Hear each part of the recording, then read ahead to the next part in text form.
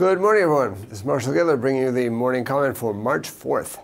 The story of the day is how the different movements of various commodities are affecting the paths of different currencies. For example, U.S. gasoline prices continue to rise. The retail price of gasoline bottomed on January 25th, and since then it's risen 20%. Now, as gasoline prices move up, U.S. inflation expectations are gradually moving up with them as a result, and that makes a Fed rate hike more likely. So, Fed funds rate expectations are naturally also moving up, which is supporting the dollar. Note that the rising price of gasoline is a function of the refining industry, not the price of crude. Crude oil prices remain fairly steady. On the other hand, copper fell slightly yesterday. This shows that the enthusiasm over the weekend's rate cut in China has faded already. These rate cuts temporarily boost the Australian dollar and New Zealand dollar, but they should be seen as lagging indicators of slowing growth in China, not leading indicators of faster growth. This is one reason why I remain bearish on the Australian dollar in particular. Meanwhile, the New Zealand dollar was supported by stable milk powder prices at the latest auction.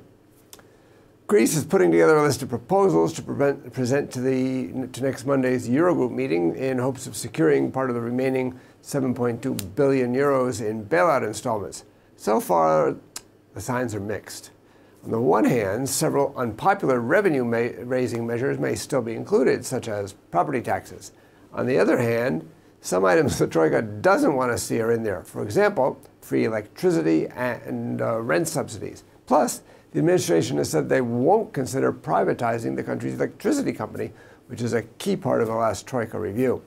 The Greek issue seems only to be on hold temporarily. I think it still has the potential to exert downward pressure on the euro.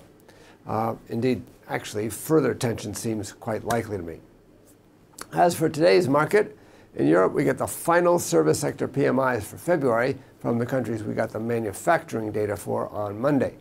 Revisions in the final manufacturing PMIs increase the likelihood that the service sector PMIs will be revised as well. Now, the big thing today, the Bank of Canada meets today. At their previous meeting, the bank unexpectedly cut rates by 25 basis points. Until last Wednesday, market participants were expecting another such rate cut. But that became less likely after Bank of Canada Governor Polo said that the cut has bought the bank some time to see how the economy develops. Nonetheless, we think that a dovish statement today could push the dollar Canada rate back above 125. In the U.S., we get the ADP employment report for February, 2 days ahead of the non-farm payrolls release. It's expected to show even more new jobs than in January. Also, the Fed releases the Beige Book 2 weeks before its March 17th, 18th policy meeting. For more information, including technical analysis, please read the full comment on IronFX.com.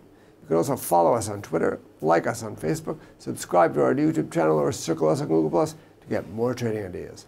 This is Marshall Gidler, head of Global FX Strategy at IronFX Global, wishing you solid trading.